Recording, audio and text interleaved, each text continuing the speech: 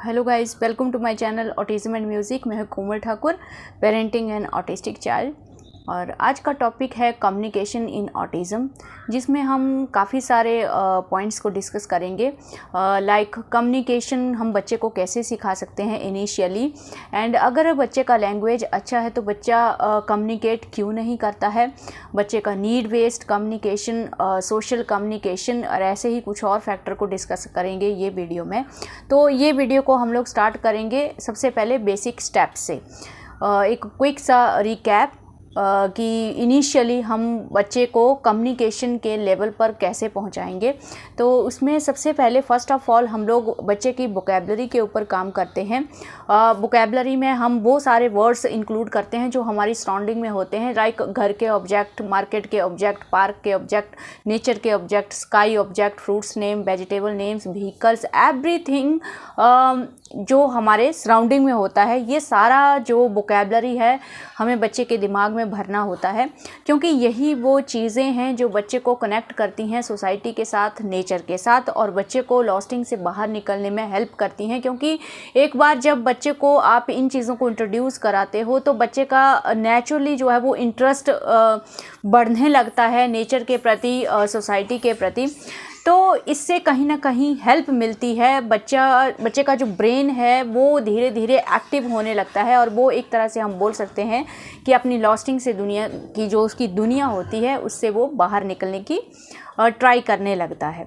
ये first step होता है। उसके बाद जब बच्चे के दिमाग में काफ़ी सारे ऑब्जेक्ट, सराउंडिंग ऑब्जेक्ट जो है वो उनका जो नेमिंग आइडेंटिफिकेशन बच्चे को समझ में आ जाती है, उसके बाद आपको बच्चे को इन सारे ऑब्जेक्ट का क्या यूज़ है वो आपको बच्चे को सिखाना होता है। और जब आप बच्चे को इन ऑब्जेक्ट का यूज़ सिखाने लगते हो तो और लैंग्वेज और अंडरस्टैंडिंग जो है वो बच्चे में बढ़ने लगती है, क्योंकि नेचुरली जब इन चीज़ों का यूज़ उसको समझ में आने लगता है तो बच्चा कम्युनिकेट भी करता है। जब यूज़ उसको समझ में आ गया कि इन चीज़ों का क्या यूज़ है तो डेफिनेटली वो अपनी नीड को थोड़ा वर्बली एक्सप्रेस करने की कोशिश करने लगता है। लाइक आपने घर के ऑब्जेक्ट सिखाए तो डेली रूटीन में अगर उसको पता है गिलास से क्या करते हैं, मार्केट में जाके क्या करते हैं, पार्क में क्या करते हैं, लाइक और ये सारी चीज़ें जो है फिर बच्चा धीरे धीरे इन चीज़ों को बोलना स्टार्ट करता है। तो इस तरह से आप देखते हो कि 5 ईयर 6 ईयर तक बच्चा 2 वर्ड्स का जो सेंटेंस है वो बोलने लगता है, जिसको हम जनरली फ्रेज स्पीच कहते हैं। तो बच्चा वो डेवलप करने लग जाता है। इसको हम लोग नीड बेस्ड कम्युनिकेशन भी बोलते हैं। ये लेवल पे आने के बाद आप बच्चों को वो कॉन्सेप्ट सिखाते हैं। उसके बाद हम लोग वो चीज़ें बच्चे को सिखाने की कोशिश करेंगे जिनको बच्चा मतलब देख नहीं सकता है। लाइक जैसे कुछ कॉन्सेप्ट्स होते हैं या हमारी जो फीलिंग्स होती हैं, हमारे जो एक्सप्रेशन होते हैं, फेशियल एक्सप्रेशन, ये सब चीज़ें आपको बच्चे को सिखानी होती हैं। लाइक इसके बाद पहले आप वोकैबुलरी के लिए फ्लैश कार्ड, विजुअल, ये सब कुछ यूज़ करते हैं।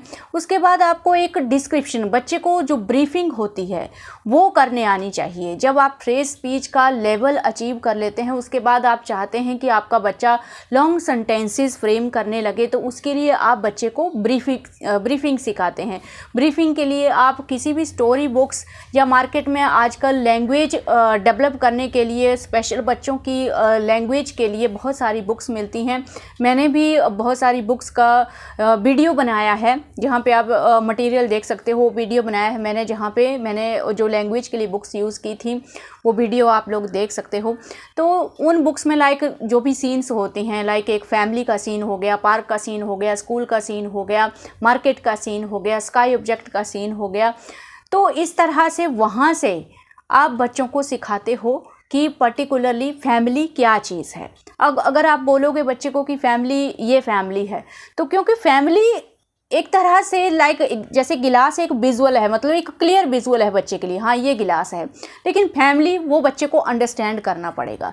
तो धीरे धीरे आप उसका लेवल ऊपर लेके जाते हैं और उसको कुछ ऐसी चीज़ें सिखाने की कोशिश करते हैं जो बच्चा देख नहीं सकता क्लियरली, लेकिन उसको बच्चे को अंडरस्टैंड करना पड़ता है। इसी तरह से लाइक हम लोग मार्केट में सामान लेने जाते हैं या घूमने जाते हैं या पार्क में खेलने जाते हैं या हम लोग फ्रेंड्स बनाते हैं, ये सब चीज़ें आप कहाँ से सिखाते हैं? जो ब्रीफिंग के लिए आप बुक्स यूज़ करेंगे वहीं से आप ये सब कुछ चीज़ें सिखाएंगे। कैसे सिखाएंगे इसके ऊपर भी वीडियोस हैं, आप चेकआउट कर सकते हैं उन वीडियो को। तो ये यहाँ से आप एक कम्युनिकेशन जो स्टेप्स है वो step number 1 vocabulary and step number 2 उन ऑब्जेक्ट का यूज़ क्या होता है, phrase speech, and step number 3 long sentences frame करने के लिए हम लोग ब्रीफिंग सिखाते हैं बच्चे को। ब्रीफिंग के बाद आपने वोकैबुलरी, फ्रेज स्पीच, ब्रीफिंग, अब तक बच्चे के दिमाग में काफ़ी सारा नॉलेज भर जाता है। उसके बाद हम लोगों को बच्चे को क्वेश्चन आंसरिंग जो है वो इंट्रोड्यूस करानी होती है। इससे पहले अगर आप क्वेश्चन आंसरिंग इंट्रोड्यूस कराओगे तो बच्चा उसको डेफिनेटली रिपीट ही करेगा क्योंकि समझ में नहीं आएगी। उसके बाद जब आप ये लेवल पे आके जब आप क्वेश्चन आंसरिंग स्टार्ट करते हैं तो कहीं ना कहीं बच्चे को वो चीज़ें थोड़ा समझ में आती हैं, तो बच्चा क्वेश्चन आंसरिंग को जल्दी सीख जाता है। ऑटिज़म में हमेशा ये ध्यान रखें गाइस कि कभी भी जल्दबाजी ना करें। टाइम से पहले अगर बच्चे का क्वेश्चन आंसरिंग का लेवल नहीं है, उतना नॉलेज उसके दिमाग में नहीं है, आप ये चीज़ें उसको पहले इंट्रोड्यूस करा रहे हो और आपने वो स्टेप्स फॉलो नहीं किए, तो वो एक्चुअली क्या हो जाता है, बच्चे का इंटरेस्ट और भी कम हो जाता है। वो चीज़ बच्चे के लिए बहुत ज़्यादा डिफ़िकल्ट हो जाएगी। क्वेश्चन आंसरिंग बच्चे को समझ में ही नहीं आएगी, आपको सिखाने में भी बहुत मुश्किल होगी। जबकि अगर आप स्टेप्स फॉलो करके क्वेश्चन आंसरिंग के लेवल पे पहुंचोगे तो उस लेवल पे ऑटोमेटिकली जो क्वेश्चन आंसरिंग है वो थोड़ा इजी हो जाएगी आपके लिए, और बच्चे का जो लैंग्वेज सीखने के लिए जो इंटरेस्ट है वो बना रहेगा और भी ज़्यादा बढ़ता है। तो इस बात का हमेशा ध्यान रखें, कभी भी आपको अपने बच्चे के लेवल से आगे की चीज़ें उसको नहीं सिखानी है। इससे बच्चे इरिटेट होते हैं, उनमें बिहेवियर इश्यूज़ आते हैं और कहीं ना कहीं उनको टैकल करना फिर आसान नहीं होता है। तो हमेशा स्टेप बाय स्टेप चलें। एज लिमिट कुछ नहीं होती है। ऑटिस्टिक बच्चों का जो ब्रेन होता है वो नॉर्मल बच्चों के कंपैरिजन में थ्रू आउट द लाइफ धीरे धीरे वो डेवलप होते रहता है। और लैंग्वेज तो एक ऐसी चीज़ है जो थ्रू आउट द लाइफ बच्चे कुछ ना कुछ सीखते ही रहेंगे और ये हमेशा इम्प्रूव होती ही रहेगी। तो इस बात की टेंशन, सॉरी पीछे मंकीज़ हैं, इस बात की टेंशन आप ना लें कि एज के अकॉर्डिंग चीज़ें हो रही हैं या नहीं हो रही हैं। मोस्ट इम्पॉर्टेंट थिंग ये है कि बच्चा धीरे धीरे ही सही, छोटे छोटे कदम ही सही, लेकिन वो आगे बढ़ रहा है। हर रोज़ वो एक लेवल से आगे जा रहा है और धीरे धीरे मतलब एक सक्सेस की तरफ जर्नी होनी चाहिए। धीरे धीरे सीख रहा है, इट्स ओके। तो ये चीज़ का ध्यान आप हमेशा रखें। तो vocabulary, phrase speech, briefing and then question answering, and then आप देखेंगे कि ये जो सारे स्टेप्स होते हैं, इन स्टेप्स के दौरान कम्युनिकेशन भी धीरे धीरे बच्चे का बेटर होते जाता है। क्वेश्चन आंसरिंग अगर वो सीख रहा है, इसका मतलब यही हुआ कि वो कम्युनिकेशन के लेवल पे पहुंच गया है। तो यहाँ पे ये है नीड बेस कम्युनिकेशन। यहाँ पे बच्चा जो है वो नीड बेस कम्युनिकेशन पे पहुँच जाता है। मतलब अपने आप को एक्सप्रेस करना, आपके कुछ सिंपल क्वेश्चन आंसरिंग के जवाब देना, तो कम्युनिकेशन यहाँ से स्टार्ट हो जाती है। तो ये 1-2 महीने की बात नहीं होती है, ईयर्स लगते हैं उसमें। अर्नब को भी 7-8 ईयर्स लग गए ये लेवल तक पहुँचने में। उसके बाद सेकंड स्टेप होता है कि बच्चे का लैंग्वेज भी अच्छा है। जैसे मैंने कमेंट में पढ़ा है, आप लोग बोलते हो कि लैंग्वेज अच्छा है, घर पे वो पूरी बात करता है लेकिन बाहर बात नहीं करता है। कम्युनिकेशन, मुझे लगता है कि मेरा बच्चा कम्युनिकेशन कर सकता है लेकिन वो क्यों नहीं करता समझ में नहीं आ रहा है। उसके बाद नेक्स्ट लेवल होता है सोशल कम्युनिकेशन का। काफ़ी सारे ऑटिस्टिक बच्चे जो होते हैं वो नीड बेस्ड कम्युनिकेशन सीख जाते हैं गाइस। जितना हम लोग काम करते हैं, वोकैबुलरी ये सब कुछ जब हम लोग सिखाते हैं तो नीड बेस्ड कम्युनिकेशन उनमें आ जाता है। प्रॉब्लम होती है सोशल कम्युनिकेशन में, दूसरे लोगों के साथ कम्युनिकेट करना या कन्वर्सेशन करना, उसमें इन बच्चों को प्रॉब्लम आती है। और इसमें कहीं ना कहीं मतलब बच्चे या आपकी गलती इतनी ज़्यादा नहीं है, बल्कि सोसाइटी की भी गलती नहीं है, इसमें प्रॉब्लम अवेयरनेस की है। सोशल कम्युनिकेशन में हमारे ऑटिस्टिक बच्चे इसलिए पीछे रहते हैं क्योंकि सोसाइटी में इतनी अवेयरनेस नहीं है और वो बच्चे इन बच्चों को अप्रोच नहीं करते हैं, इतना ज़्यादा सपोर्ट नहीं करते हैं। अगर हमारे बच्चे कुछ कदम बढ़ाते भी हैं तो सामने से सपोर्ट नहीं मिलता है, तो इस वजह से भी सोशल कम्युनिकेशन वीक रह जाती है। लेकिन स्टिल इसका मतलब ये नहीं है कि सोशल कम्युनिकेशन ऑटिस्टिक बच्चों में डेवलप नहीं होती या नहीं होगी। तो इसके लिए हमेशा ये इसका जो फर्स्ट स्टेप है ये भी आप घर से ही स्टार्ट करोगे, जैसे हम लोगों ने किया था और अभी भी कर रहे हैं। इसमें आप लोगों को ट्राई करना है कि घर में पूरा दिन बच्चे को आपको मतलब एक क्वेश्चन आंसरिंग करते रहना है पूरा दिन। उसके साथ अगर आप इंटरेक्ट करते रहेंगे, उसके साथ एक हमेशा ये चीज़ भी बहुत ज़्यादा इम्पॉर्टेंट है गाइस, एक फ्रेंडशिप रिलेशन बनाना बहुत ज़रूरी है। हम ऑटिज़म पेरेंट की ये प्रॉब्लम हो जाती है कि क्योंकि हर कुछ हम ही उनको सिखाते हैं, एकेडमिक सिखा रहे हैं, लैंग्वेज सिखा रहे हैं, हर स्किल सिखा रहे हैं, तो धीरे धीरे एक कोच या टीचर की तरह बन जाते हैं हम लोग, और एक जो फ्रेंडशिप वाला जो बिहेवियर होता है वो हम अपने बच्चों के साथ मेंटेन नहीं कर पाते हैं। तो अगर सोशलाइजेशन हम लोगों को अपने बच्चे को इंट्रोड्यूस करनी है तो वो सबसे पहले आपको उसके लिए अपने बच्चे के साथ एक फ्रेंडशिप वाला रिलेशन बिल्डअप करना पड़ेगा। तो उसके लिए सिंपल सी चीज़ें होती हैं कि जो बच्चे का बिहेवियर है, जो चीज़ें बच्चे को अच्छी लगती हैं आप उनको कॉपी कीजिए, या एक तरह से बच्चा तभी आपकी तरफ फ्रेंडशिप का बिहेवियर बढ़ाएगा जब आप उसकी तरफ एक एक्सेप्टेंस दिखाएंगे। यानी कि उसके जो कुछ अजीब बिहेवियर हैं, जो उसकी सेंसरी एक्टिविटीज़ होती हैं, जो सेंसरी बिहेवियर बच्चे बीच में करते हैं, उन चीज़ों को अगर आप एक्सेप्ट कर रहे हो, कॉपी कर रहे हो, इन चीज़ों का छोटी छोटी चीज़ों का ध्यान रखें और दिन में मतलब उनके साथ थोड़ा खेलने का, मस्ती करने की कोशिश करें। तो उस टाइम पे आप बिल्कुल भूल जाइए कि आप कुछ बच्चों को सिखा रहे हो या क्या कर रहे हो। जैसा आपके साथ बच्चा खेलता है आप खेलिए। मतलब रिलेशनशिप ऐसा होना चाहिए कि बच्चे को फ़ोन या अपने जो उसके सेंसरी टॉयज़ हैं उनसे ज़्यादा आपके साथ मस्ती करने में उसको मज़ा आना चाहिए। तो कुछ इस तरह का रिलेशनशिप आपको बिल्डअप करना है। तो इससे क्या होता है गाइस कि बच्चा जो है, जनरली हमारे ऑटिस्टिक बच्चे क्या करते हैं, कुछ किन्हीं चीज़ों की तरफ अट्रैक्टेड रहते हैं, चाहे वो उनके टॉय हों या कोई सब्जेक्ट हो, तो उन्हीं की तरफ उनको लगता है कि उसी में उनको कुछ ज़्यादा मज़ा आता है, उसी में ज़्यादा इंटरेस्ट लेते हैं। तो उनको ये चीज़ समझाना कि फ्रेंड्स बनाना भी एक इंटरेस्टिंग चीज़ है, बहुत अच्छी चीज़ है। फ्रेंडशिप में इंटरेस्ट लाना ये आप ही करेंगे। तो जब से हमने ये चीज़ें स्टार्ट की, आप बिलीव नहीं करोगे गाइस, मैंने और मेरे हस्बैंड ने 8-9 ईयर्स के बाद अपने आप को, हम दोनों ने ही बहुत ज़्यादा चेंज किया। स्पेशली मेरे हस्बैंड ने, क्योंकि इनिशियली मेरे हस्बैंड बहुत ज़्यादा नेगेटिव थे ऑटिज़म को लेके। मतलब ऑलमोस्ट उनके अंदर कुछ भी उम्मीद नहीं थी, लेकिन धीरे धीरे जैसे अर्नव ने कुछ लेवल अचीव किए, उसमें इम्प्रूवमेंट आई। उन्होंने बहुत, मतलब एक बोल सकते हैं ना, मैंने कभी नहीं सोचा था कि वो इतने ज़्यादा चेंज हो जाएंगे, और आज अर्नव मेरे से ज़्यादा उनके साथ इंजॉय करने की कोशिश करता है। तो सिंपल सी बात है, ज़्यादा से ज़्यादा टाइम स्पेंड करना है। तो ये सोशलाइजेशन आपने घर से स्टार्ट की, फिर हम लोग उम्मीद लगा सकते हैं कि बच्चा हमारे अलावा बाकी जो हमारे रिलेटिव हैं या फैमिली मेम्बर्स हैं या बाहर जो लोग हैं, उनके साथ भी बच्चे को उतना ही इंटरेस्ट आएगा इंटरेक्ट करने के लिए। तो ये चीज़ हम लोगों ने अर्नव में बहुत ही ज़्यादा बड़ा चेंज देखा कि आज जो भी घर में कोई भी पर्सन आता है, चाहे वो उसको जानता है नहीं जानता है, इवन सुबह कचरे वाला भी आता है तो भी वो पूछेगा ज़रूर। फ़ोन पे अगर हम लोग बात कर रहे हैं तो भी वो ज़रूर पूछेगा कि कौन है, किसको कॉल किया है, कौन आया है। ये चीज़ों में उसको बहुत ज़्यादा इंटरेस्ट रहता है। तो यानी कि कोई भी घर में गेस्ट आए तो भी वो खुश होता है, बहुत उसको वो चीज़ अच्छी लगती है। तो इस तरह से फर्स्ट चीज़ आपको ये सुनिश्चित करनी है कि बच्चे को दूसरे लोगों में इंटरेस्ट आए, उसकी शुरुआत आप करोगे। एंड दूसरा तरीका मैंने आपको पहले भी बताया है सोशलाइजेशन का, कि ये चीज़ को, सोशलाइजेशन को सबसे जो इजी मेथड है प्रमोट करने का, वो आपके जो जैसे हमारे कम्युनिटी हेल्पर होते हैं या फिर हम लोग जब जैसे शॉप वगैरह में जाते हैं, पार्क वगैरह में जाते हैं, मॉल वगैरह में जाते हैं, तो वो लोग हम लोगों को नहीं जानते होते हैं गाइस। तो उनके साथ अपने बच्चों को फ्री छोड़ दीजिए। थोड़ा सा मार्केट में जाते हैं तो अपने बच्चे को आगे कीजिए। उसका अगर आपको लगता है कि टचिंग वचिंग का इशू है तो आप थोड़ा सा बच्चे को आदत डालेंगे, हैबिट डालेंगे। हर बार बच्चे को हाथ पकड़ के या डांट के आपको उसको कंट्रोल नहीं करना है। आप हमेशा उसको वर्बल इंस्ट्रक्शन देने की कोशिश करें।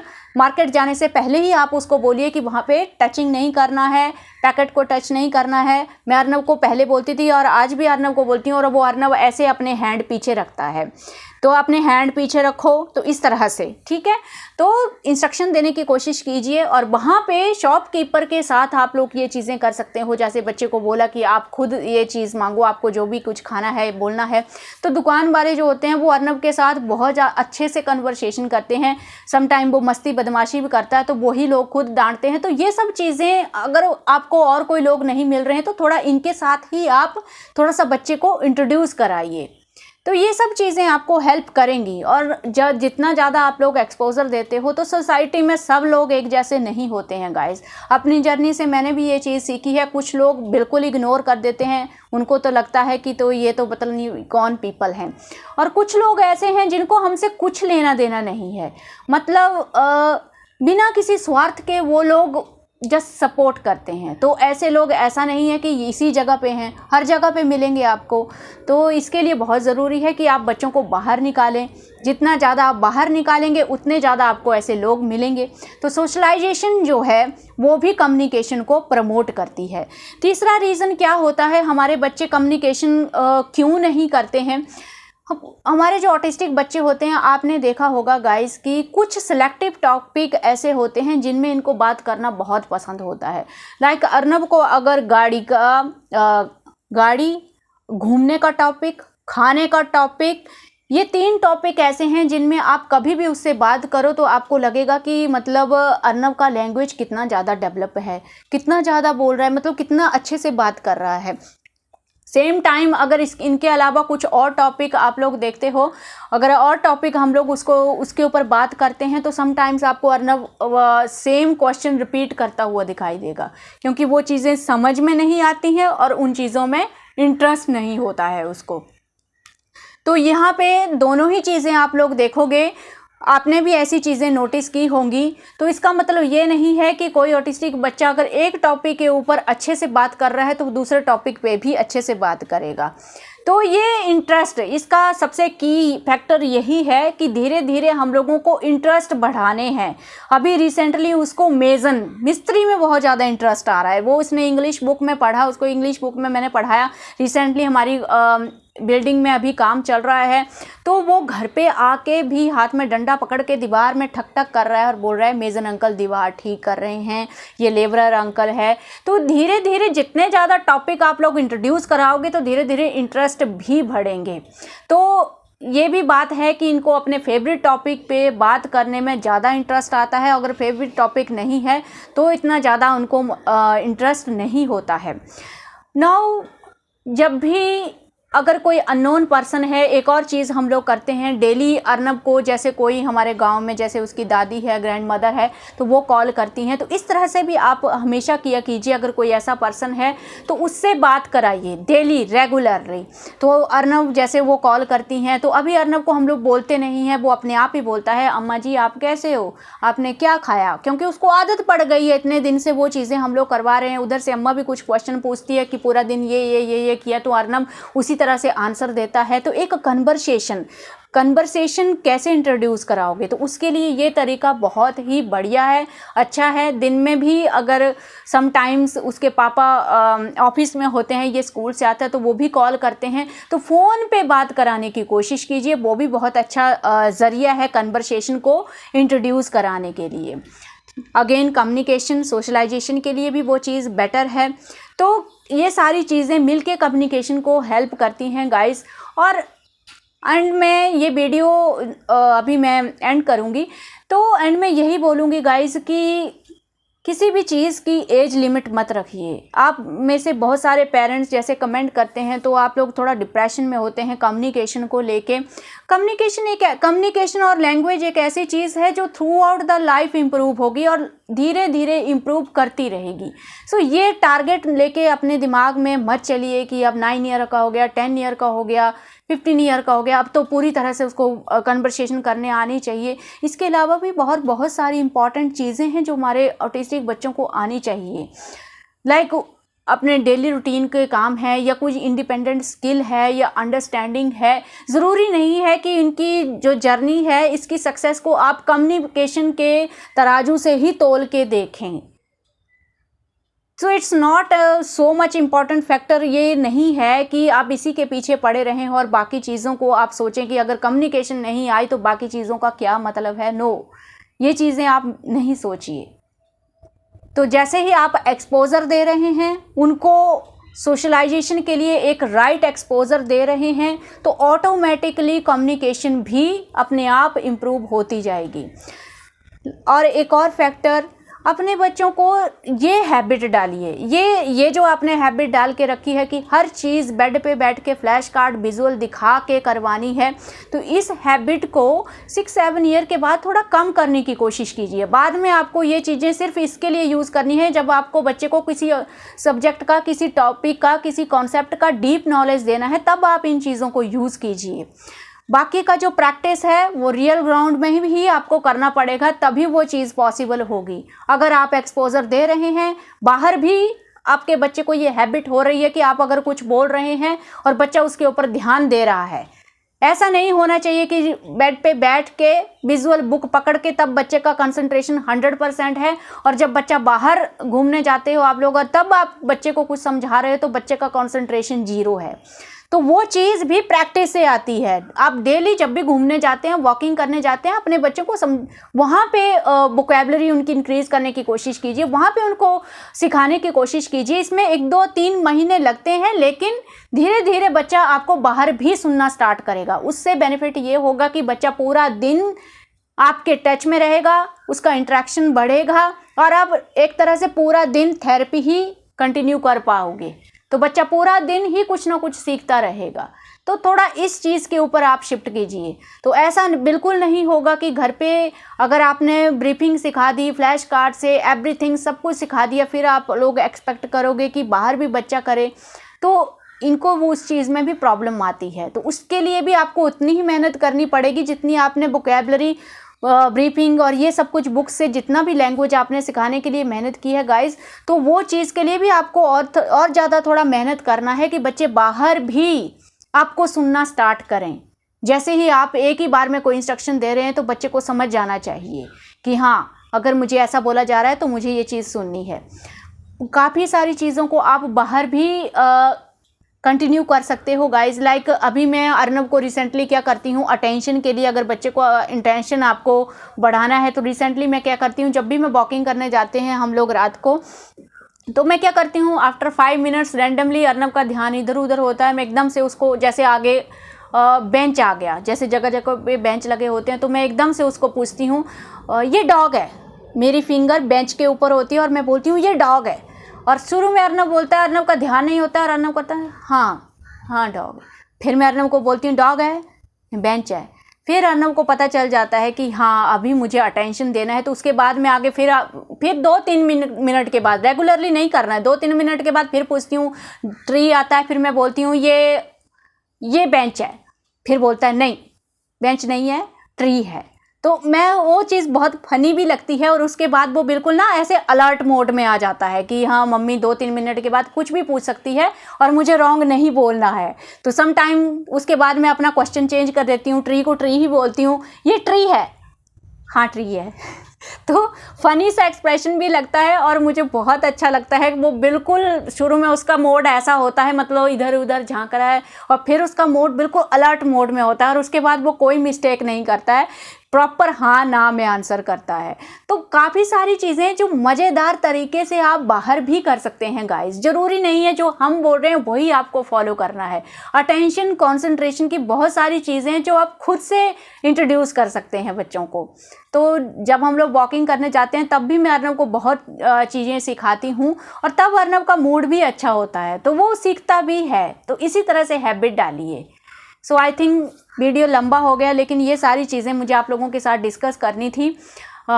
ये सारी चीज़ें आप लोग कमेंट में पूछ रहे थे, तो अभी आई होप आपको इन चीज़ों से हेल्प होगा। So thank you watching for this video.